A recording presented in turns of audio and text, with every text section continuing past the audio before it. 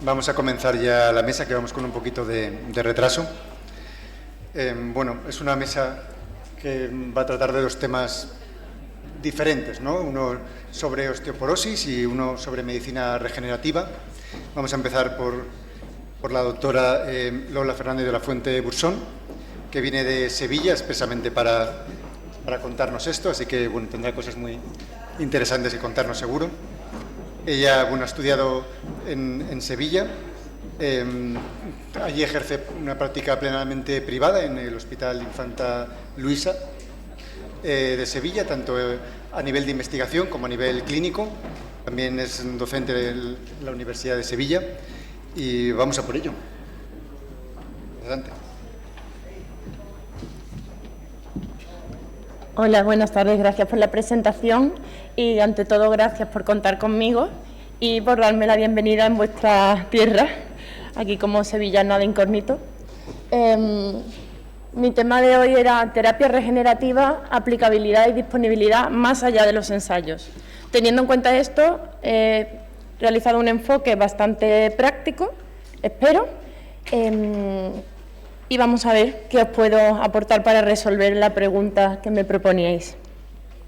Quisiera agradecer también a muchos de mis compañeros por sus ponencias previas. Veréis algunas referencias de estudios que ya han comentado y los he querido dejar aquí reflejados por si quisierais revisar esas otras presentaciones más adelante. Estos son mis conflictos de interés, ninguno relacionado con la charla de hoy. Y sí quería avisaros previamente de que todo lo que voy a comentar no está nada incluido en ninguna guía ni en ninguna ficha técnica debido a su naturaleza emergente y me basaré en resultados de artículos, de ensayos y experiencia personal y profesional previa. El enfoque de esta ponencia es deliberadamente positivista, porque la verdad es que yo que me dedico a esto estoy muy cansada de leer en todos los artículos «hace falta más estudios con mayor tamaño muestral para que demuestren». Ya lo sabemos, sí, es evidente, pasa en esto y pasa en muchos otros campos de la ciencia. Y muchas veces nos genera un bloqueo que nos impide avanzar o ver hacia dónde tirar. Entonces, pues he querido quedarme en esta ocasión con los estudios que sí aportan algo de luz para que no nos perdamos en la, digamos, elucubración. He repartido el contenido en una parte primera de conceptos, después las técnicas que tenemos disponibles en práctica, la evidencia que hay sobre ellas, con este enfoque positivista, un intento de búsqueda de perfil de paciente óptimo y, por último, cómo podemos aplicarla. Sí que es cierto que me he centrado en artrosis de rodilla por ser el paradigma propio de la enfermedad y porque también me podía perder mucho entre las distintas indicaciones. En cuanto a los conceptos de generación, bueno, la artrosis de rodilla no hay más que decir que es la enfermedad reumática probablemente más prevalente o de las que más y ocasiona un impacto socioeconómico brutal y aún carecemos de herramientas terapéuticas 100% eficaces y estamos en búsqueda de esa herramienta que sea efectiva para el paciente, segura, pero también que tenga un coste-eficiencia para el sistema, porque es que la artrosis muchas veces la tratamos como una enfermedad de cartílago, pero hoy en día sabemos que no es solamente del cartílago, sino del órgano completo articular. Pero es que además es una enfermedad del individuo. Interfieren muchísimos factores para su desarrollo y evolución, genéticos, hormonales, comorbilidades tanto físicas como psíquicas, perpetúan y prolongan ese dolor y esa limitación. Además, también se ve afectada la sinovial, el hueso subcondral, y sabemos también de buena tinta que existe un mecanismo de inflamación de bajo grado, por lo cual, aunque me ha gustado que se haya llamado la patología no inflamatoria, entre comillas, porque cada día más tenemos claro que la artrosis también tiene una base inflamatoria, por lo menos en ciertos fenotipos donde esta puede llegar a ser muy importante. Cuando hablamos en medicina regenerativa de regeneración, no nos referimos a una restauración ad integrum completa, ¿no? Pues se ha muerto una célula y ponemos una exactamente igual, con las mismas propiedades, las mismas funciones, la misma anatomía. No, hablamos de una modulación del microambiente que permita optimizar los propios procesos endógenos de reparación. A día de hoy es muy ambicioso aún esa regeneración completa y quiero que tengáis eso presente cuando vamos a hablar a partir de ahora de regeneración. y es que es bastante complicado la regeneración en el tejido articular. Primero, porque el cartílago en sí es una estructura aneural prácticamente, avascular, con los condrocitos que están muy aislados en el fondo de la matriz, con una baja densidad de las células. Tiene complejidad viscoelástica, la estructura y propiedades del cartílago son muy propias, están sometidas a fuerzas y cargas. La reparación es altamente ineficiente, se sustituye por cartílago hialino en vez de fibrocartílago, y ese ambiente proinflamatorio y degradativo también repercute en la llegada y el efecto de los fármacos. Además, es curioso que cuando hablamos de medicina regenerativa estamos aplicándola en un estado de la enfermedad realmente evolucionado. La enfermedad artrósica es un continuo, como podéis ver en esta tabla del doctor Blanco, que os he marcado con el... No sé si eso se verá algo. No. Bueno, está marcado ahí en rosita, un cuadradito, el punto de la enfermedad en donde estamos aplicando las terapias regenerativas. Para que os hagáis una idea, es como pedirle a un biológico que te renueve la fusión de las sacroiliacas en grado 3. ¿Cómo vamos a pedir eso? Pues evidentemente no vamos a obtener evidencia.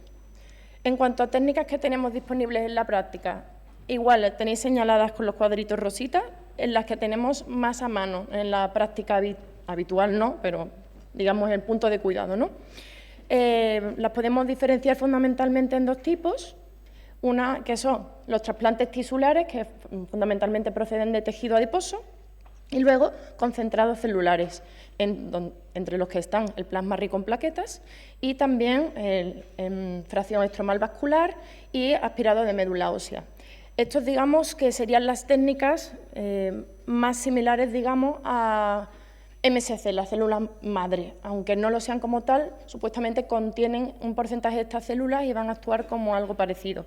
El ácido hialurónico no lo consideramos dentro de la medicina regenerativa, aunque lo englobamos muchas veces cuando hablamos de ellos, no tiene estas propiedades, tiene otras funciones distintas. Y luego están surgiendo exosomas y otras cosas que os voy a comentar. En esta tablita os he puesto el MSC así, refiriéndome a esas otras técnicas que pueden contener, no son MSC auténticas que están solo disponibles en ensayos clínicos, ¿vale? Y diferenciar que pues, este tipo de técnicas, igual que los exosomas, son mucho menos disponibles, de costes y logísticas más complejas, y además los exosomas en concreto pues, todavía no tienen validación ni estudios propios en medicina musculoesquelética. Sí que lo hay en otras patologías, sobre todo a nivel estético y dermatológico, pero no tanto esto. Sin embargo, el plasma es una técnica logísticamente sencilla, poco costosa relativamente, y que tiene kits aprobados y de fácil uso sin necesidad de autorización específica. ¿Y por qué el plasma rico en plaquetas? Bueno, porque las plaquetas sabemos que contienen dentro de sus gránulos un acúmulo muy importante de moléculas y factores de reparación y crecimiento, entre las que voy a destacar el PDGF, el VEGF y el TGF-beta. Dentro de esto pues, vamos a obtener muchas propiedades, como son la estimulación de la autofagia, la reparación de la senescencia, la reducción del estrés mitocondrial, la proliferación celular y vascular, y con todo ello vamos a promover ese ambiente regulador de la inflamación y prorregenerativo. Por eso, a día de hoy, por estos argumentos, los consensos de terapias ortobiológicas inyectables lo consideran la terapia ortobiológica de primera línea. Y en la Agencia Española de Medicamentos se considera como un medicamento de uso humano ya desde 2013, y desde 2020 están haciendo un registro actualizado en este mismo año, en febrero, donde van, digamos, sumando los kits disponibles para el tratamiento que están aprobados y regulados por el Ministerio. Repasando un poco la evidencia, esto es un cuadro que resume muy bien qué vemos cuando hacemos un análisis, una revisión sistemática. No se trata de que veáis los números, es para que veáis lo distinto que son cada uno de los estudios que se comparan en estas revisiones. Cada estudio es de su padre y de su madre, cada plaqueta, cada protocolo, unos leucocitos, otros no llevan leucocitos, unos están activados con un sistema, otros con otro. Entonces es muy difícil obtener conclusiones, y además esas conclusiones pues, son heterogéneas y frágiles. Pero otra de las pegas que tenemos es que muchas veces se dice que muchas conclusiones determinan que no hay una diferencia sustancial respecto a placebo, ¿no? Clínicamente significativa o significación estadística según el estudio en concreto. Y es que muchas veces consideramos al placebo, al suero salino, como placebo, cuando sabemos que el suero salino no es una sustancia inerte. El suero salino ha demostrado en muchos estudios tener efecto de lavado de detritus y también ese efecto de despegamiento articular y leve amortiguación y lubricación que tiene un efecto propio por sí mismo. El hecho de compararlo con plasma rico en plaquetas podría hacer que estemos perdiendo un tamaño de efecto al compararlo con otras sustancias que biológicamente es activa, si bien no con las mismas propiedades del plasma, ¿no? Pero sí que hay una tendencia favorable en muchos otros estudios, como ya he dicho, lo de mi abordaje positivista, ¿no? En este estudio podéis ver, que está publicado en este mismo año, como las rayitas verdes y azul son dos grupos de tratamiento, uno con una dosis de plasma y otro con dos, y en la rayita naranja es la del tratado con suero salino, no diré placebo. Veis como la disminución del WOMA, que es mucho más marcada y sostenida en el tiempo que la del suero salino. En cuanto a los AINES, pues hay estudios bastante bien diseñados de hasta un año de seguimiento donde vemos que el plasma es superior al control del dolor, función y rigidez respecto a los AINES sin tener los efectos secundarios peyorativos que tienen estos AINES. Sí que el AINE disminuye el dolor en un corto plazo, pero a largo plazo, en el año de seguimiento, no hay una diferencia que justifique ese uso crónico. Si comparamos con infiltraciones de corticoides, este estudio es muy bonito, a mí me gusta porque se ve bastante claro y si le queréis echar un vistazo, creo que es bastante clarificado. En la rayita azul es la del plasma rico en plaquetas, es que pretendía señalar, pero no llega. La roja, el ácido hialurónico, y la verde es corticoides. Podemos ver cómo el plasma tiene un tamaño de efecto superior al de ácido hialurónico y aunque avanza más lento, sus beneficios son mucho más prolongados y sostenidos en el tiempo que los que alcanzamos con el corticoide, que, aunque tiene un efecto rápido, después se pierde rápidamente también. En otros estudios han comparado si esta diferencia es relevante clínicamente y efectivamente han constatado que sí. En esta gráfica podéis ver cómo el plasma a los 6 meses mantiene la eficacia en el 96% de los pacientes, en el ácido hialurónico el 75% y el corticoides en el 21% prácticamente. Bueno, son datos. Como decía, se mantiene al año de seguimiento. Podríamos plantear quizás el plasma como un ahorrador de corticoides o de antiinflamatorios, igual que hacemos como con los ISADOAs en la artrosis. Podría ser una alternativa. En cuanto al ácido hialurónico, también hay muchos que lo comparan y en general sí que hay unas tendencias bastante más favorables que en otros estudios, quizás por su diseño. Y se hicieron análisis de fragilidad en este estudio concreto, que también está publicado este año, donde se superaba y demostraban que eran estudios y conclusiones robustas. Igual, en estos metaanálisis podemos ver cómo el ácido hialurónico es, en combinación con el plasma, la mejor alternativa. ¿Por qué compararlos cuando podemos sumarlos? Lo que no tenemos tan claro es cuánto aporta respecto al uso por solitario del plasma rico en plaquetas, como para justificar el coste que supone sumar ambas terapias. Pero si lo combinamos el plasma con terapia física o fisioterapia, los resultados son asombrosos, muy superiores al plasma por sí mismo o a fisioterapia con corticoides o con ácido hialurónico. Esto nos explica el por qué la artrosis requiere un abordaje multimodal y que las terapias aisladas en esta enfermedad no son suficientes. En cuanto a beneficios estructurales, es muchísimo más complicado obtener evidencias y la verdad es que no hay ningún tipo de evidencia realmente sólida. Sí que hay algunos estudios que hablan de una disminución clara del edema óseo y también hay algunos estudios que reflejan disminución de los grados de daño de hasta 1 grado en el daño de cartílago a los 6 meses de tratamiento respecto a otras técnicas como el ácido hialurónico. También la satisfacción por el paciente es mucho más alta cuando se tratan con plasma que con otras opciones y además no se han constatado efectos de seguridad relevantes más que infusiones y reacciones posteriores de la infiltración del mismo tipo y en la misma frecuencia que sucede con el ácido hialurónico. En cuanto al perfil del paciente, bueno, vamos a intentar buscar algunas conclusiones. Si hablamos del grado de artrosis, los estudios hablan claramente a favor de tratar a pacientes con estadios relativamente precoces. Es cierto que es muy complicado que en la práctica pongamos aunque el grado 1, pero si lo podemos administrar a un grado 2, siempre vamos a tener más beneficio que en un grado 4. Sí que es cierto que en el resto de grados existen beneficios, pero no tan sólidos como en estadios más precoces.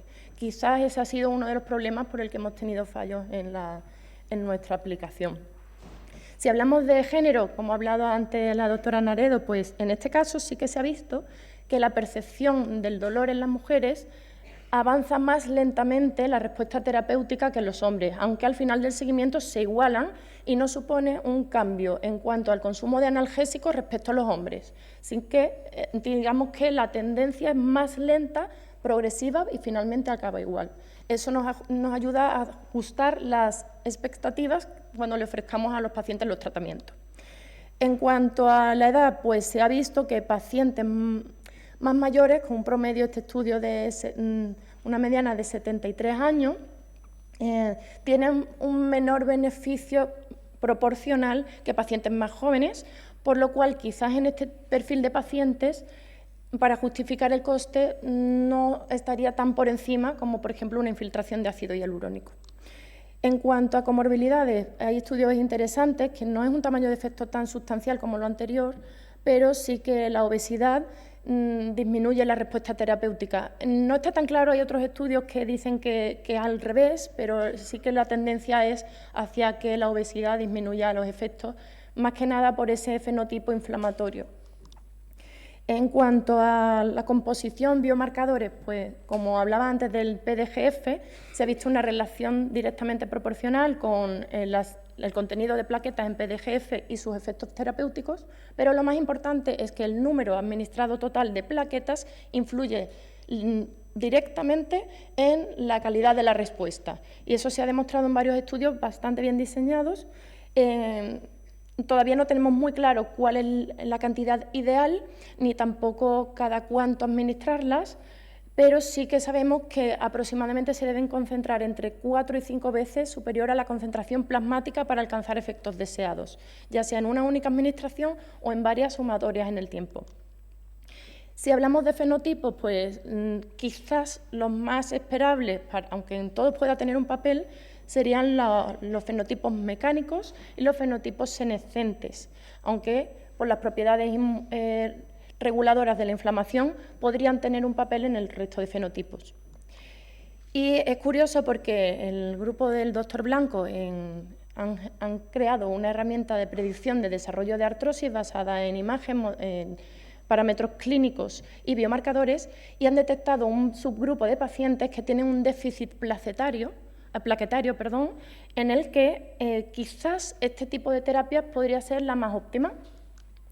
Desde entonces se están haciendo muchísimos esfuerzos en estos últimos 5 años en hacer guías, posicionamientos, consejos, porque todavía no tenemos nada estandarizado, pero sí que refleja esa búsqueda incesante de respuesta y ese interés creciente en este campo. También finalmente se ha aprobado un estudio bastante ambicioso de vida real a 6 años de seguimiento internacional para ver cómo evolucionan estos pacientes e intentar responder a esas respuestas, ¿no? En un seguimiento mucho más prolongado del que tenemos en los ensayos clínicos y con tamaños muestrales muchísimo más amplios. En cuanto a la aplicabilidad, bueno, para el que no conozca la técnica, el plasma se obtiene en líneas generales, porque hay diferentes protocolos de preparación, ¿vale? Pero bueno, le extraemos al paciente por acceso periférico sangre total, que se procesa mediante normalmente 2 ciclos de centrifugados distintos para obtener un plasma rico, concentrado en esas plaquetas. Eso después normalmente se procesa por un mecanismo de activación que en la mayor parte de los casos es cloruro cálcico, que produce una degranulación masiva para aumentar esa liberación de los factores que contienen, y eso es lo que se inyecta directamente en la lesión a tratar. Si quisiéramos pensar en el paciente candidato ideal, bueno, pues yo os he intentado hacer una especie de lista de verificación inventada por mí, en la que, bueno, mientras más check, digamos que más candidato es, pero no está estandarizado, esto no está publicado en ningún sitio, me lo he inventado, ¿vale? A ver si os puede ayudar. Digamos, en una gonartrosis leve moderada, os he puesto grados 2 y 3, aunque lo ideal sería menos, pero bueno, como hemos dicho, en la práctica es muy difícil que se lo pongamos a un grado 1. que hayan tenido una mejoría insuficiente con las medidas básicas, fisioterapia, ejercicio, pérdida de peso, AINES, lo que queráis, y que tengan intolerancia, contraindicaciones, mejorías parciales o poco duraderas, o simplemente no deseen, por ejemplo en privada lo encontramos más, que no desean infiltrarse corticoides o ácido hialurónico o ya han fallado.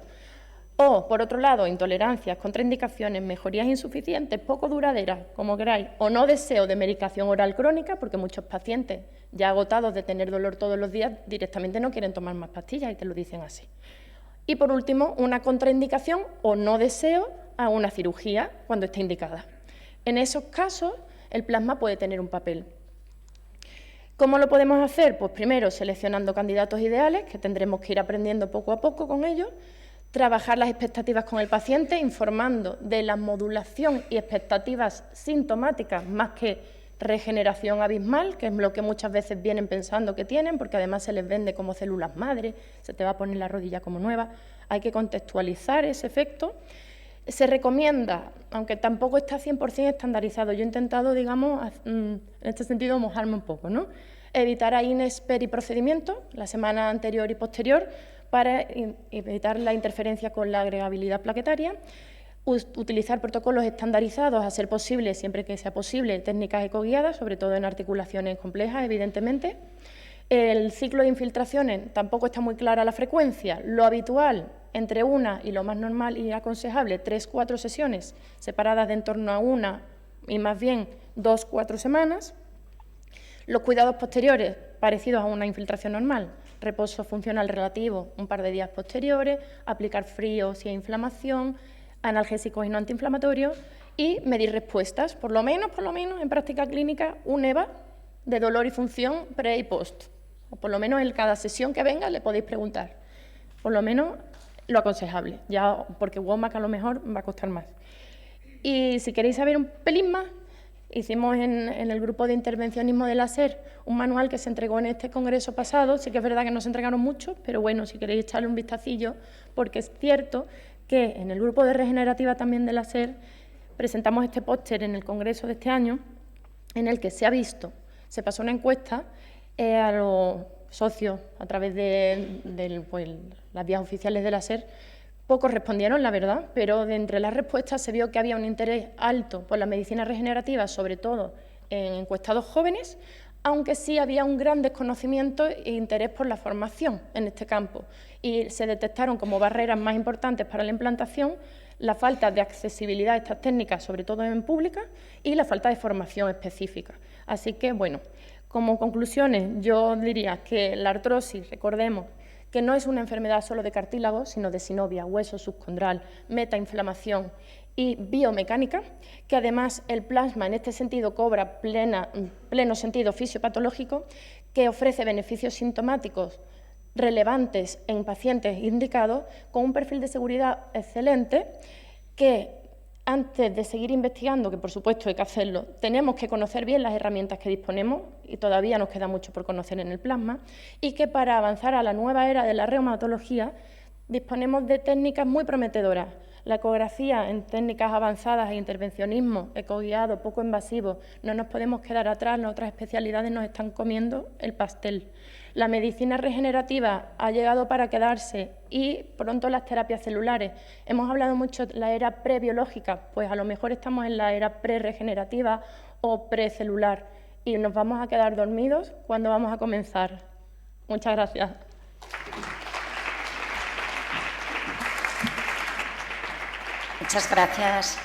Muchas gracias, doctora Fernández, y por ajustarte al tiempo también. Enhorabuena a ambas, han sido dos presentaciones maravillosas. En vista de que Pilar ha preguntado sobre osteoporosis, yo tengo una pregunta para Lola. Un segundito, que me la he escrito. A la hora de poner el PRP, ¿medís las plaquetas previamente? ¿Tienes un estudio previo con el kit que utilizáis? ¿Te fías de lo que dice la casa? ¿Ahora? Sí.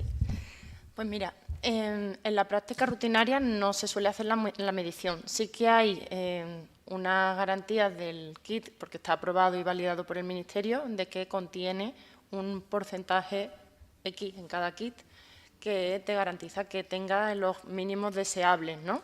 Así que también es verdad que es un producto biológico y cada paciente individual tiene su variación individual. Todo el mundo no tiene la misma cantidad de plaquetas, ni los mismos componentes sanguíneos, ni en el mismo día, ni en el mismo momento. O sea que eso siempre hay un margen de variabilidad. Hay unas máquinas que se usan también mucho en veterinaria, precisamente, que sirven para medir eso, y metes el resultado del plasma y te identifica cuánto número de células hay de cada una. Es cierto que hay pocos centros que dispongan de eso y normalmente se está restringiendo más a investigación. Sería lo ideal claramente, más sobre todo porque los posicionamientos y guías ahora mismo internacionales lo que buscan es eso, es estandarizar también a la hora de las publicaciones, pues se le llama la matrícula del plasma, ¿no? Pues en el número de células rojas, en el número de leucocitos, en el número de plaquetas. Y así pues se pone y te sale la matrícula. Sería una forma de estandarizar la terapia si consiguiéramos unificar y que a todos los pacientes le pusiéramos el mismo número de células. Así pues podríamos vamos a por comparar. ello. Me parece muy bien. Y otra cosa que te quería preguntar es, ¿en el fenotipo inflamatorio también infiltras PRP? Sí, lo que pasa es que con mucha más, digamos, reparo. Y retirando los cortes si los tuviera. Más que nada porque no hay tanto todavía publicado, aunque sí que hay algunos datos muy favorables. Lo he restringido a pacientes que a lo mejor, pues, imaginemos, ¿no?, que tengan una artritis psoriásica o una artritis reumatoide con una articulación diana, que a lo mejor en general le ha ido muy bien con el fármaco con el que está, pero hay una articulación que está ahí, que no termina. Y dices, bueno, pues le voy a cambiar el biológico cuando lo tolera bien, va bien. En ese tipo de perfil, puntualmente sí lo he probado y la verdad es que he tenido respuestas favorables. No te voy a decir excelente, porque tampoco tengo tantos casos como para darte una opinión más certera, ¿no? Pero sí que he tenido respuestas muy favorables en ese perfil. Hola, soy Esperanza. Pato, ¿el número de infiltraciones que pones lo haces por cómo evoluciona o porque se ponen 4, ¿sabes? Es muy buena pregunta. La verdad es que no sabemos muy bien cuántas se suelen hacer y ahí todavía cada maestrillo tiene su librillo, digamos. Generalmente, por la mayor parte de artículos que yo he podido revisar, al menos recomiendo 3. Si el paciente, por lo que sea, está estupendo y maravilloso, con 2 sesiones, como yo además estoy en privada, pues intento ahorrarles la tercera, evidentemente. Siempre mientras menos tengan que abonar, pues mejor. Pero si no termina de responder y tal, como la respuesta es más lenta también con este tratamiento, pues les animo a lanzarse por la tercera. Y luego, ¿cuánto tiempo puede, o sea, si está muy bien, cuánto tiempo veis que dura ese efecto? Depende de la patología y el estado previo. Por ejemplo, si es un paciente que tiene un nivel de actividad física muy alta, por ejemplo, en casos más jóvenes, o al revés, si es muy sedentario, no hace ningún ejercicio, no rehabilita nada, o tiene un sobrepeso importante, pues evidentemente los efectos van a perderse antes, pero con el plasma y con cualquier otra intervención que tú hagas. Entonces, pero sí que es verdad que a los pacientes que responden bien, los beneficios suelen durar mínimo el año y en algunos casos hasta 3. O sea que depende, por supuesto, del caso, ¿eh? Pero suelen ser muy prolongados. Al que le va bien, muy bien. Una preguntita, como veo que no hay más. No había más, ¿verdad? No. ¿Hay estudios de coste-eficacia y estudios en ahorro de prótesis? Sí, creo que los hay, pero no sé decirte datos. Lo que sí, muchas veces se piensa que el plasma, eso es una discusión que he tenido muchas veces con mis compañeros que nos dedicamos a eso, y es que el plasma se ve como algo costoso, pero realmente estamos pensando en que una artrosis, todo lo que consume para el recurso sanitario, el paciente, la cantidad de fisioterapia que gasta, que si se mete en nutricionistas, en dietas, en no sé cuánto, al final todo cae en manos del paciente la mayor parte de veces y no tienen suficiente apoyo y se ven sin recursos para poder mejorar. Y después, sin embargo, no nos tiembla el pulso cuando ponemos una anakinra en una gota. Tú dices, ¿dónde está el tema del coste-eficacia? Es una patología súper prevalente que limita muchísimo al paciente y un kit de tratamiento a coste cero un filtro de plasma, un kit comercial, puede salir 70 € la sesión. Tú dices, bueno, es caro. ¿Cuánto le cuesta un paquete de metotrexato pinchado?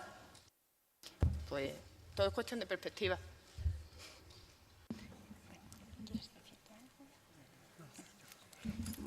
Cerramos ya, que nos están mirando los organizadores.